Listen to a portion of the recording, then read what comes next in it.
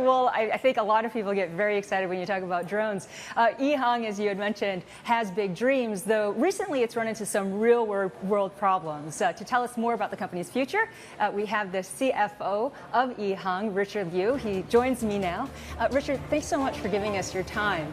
Thank you. So one thing that comes to mind is that in December, I ended up talking to one of your founders, Derek Xiong, and he had told me at that time that he believed the company was going to be profitable within 2 years. And then, just a couple months ago, the company had announced that it's bankrupt in the United States. So what happened there?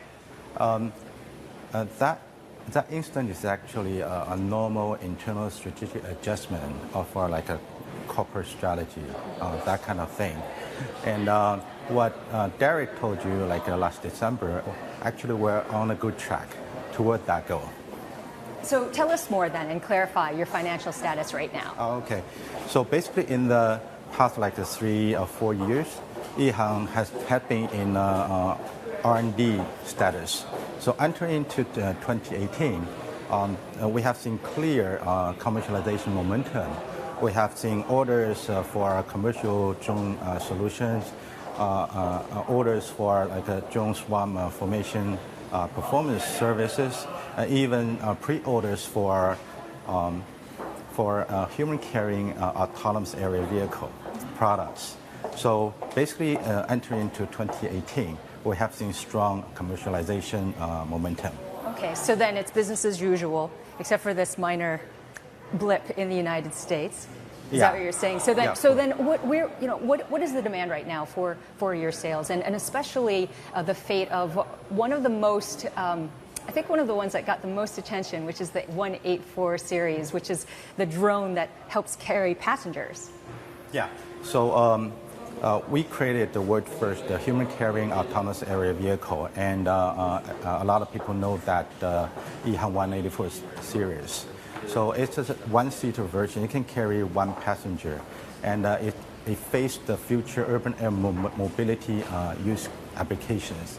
And we believe that this is a trend, and there will be a huge market opportunity along this line. So basically, we are preparing for some commercialization efforts around end of this year or early next year. Wow, that's really fast because it sounds so scientific. It's like a flying taxi. Because we have some pre-orders from customers with very specific needs. Very interestingly, one example is aerial sightseeing application. The other is for a cargo delivery, and some others. Some people know that we have a 1,000 unit order from United Therapeutics, U.S. biotech company. That's a very interesting application to transport manufacturing organ for transplantation. It is a life-saving scenario. So in any type of new technology, there's a lot of potential, there's a lot of excitement, but then when it comes to the actual practical application of it, the regulations start to catch up with the technology. We're seeing that in bike sharing, for example. We see that in drones as well. So with a passenger drone, what kind of regulations are you running into, and the different type of hurdles that you're facing? Yeah. On that front, we actually have been working closely with CAC, the counterpart of FAA in China, in order to come up with a kind of new product standards. And also we're doing some trial applications together with CAC in order to push forward this development. We hope that within the next year, we can see multiple trial scenarios. And just one last question on your finances. Because there's so much pressure, as you said, and you've had pressure with your finances, would you ever consider possibly getting another investor involved, or maybe even selling the company itself to another bigger player? Okay.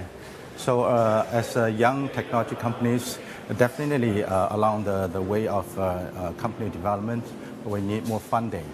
So we are considering of additional financing and we are talking to some like a potential investor who are interested in us, etc.